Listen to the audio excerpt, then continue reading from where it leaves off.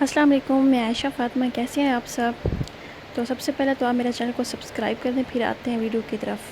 تو بہت سارے اسٹوڈنٹ کنفیوز ہیں کہ آیا کہ اسائنمنٹ کیسے اور کہاں لکھیں.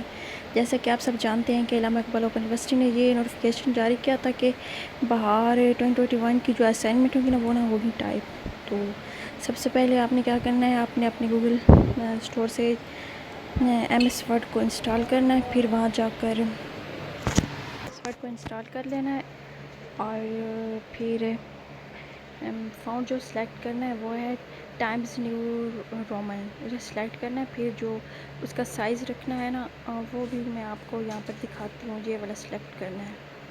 اور جو سب سے امپورٹنٹ بات ہے وہ بھی میں آپ کے ساتھ شیئر کرتی جاؤں گی کہ ایک کویسچن کو آپ نے لکھنا ہے 1200-1500 ورڈ کے قریب ہی رکھنا ہے.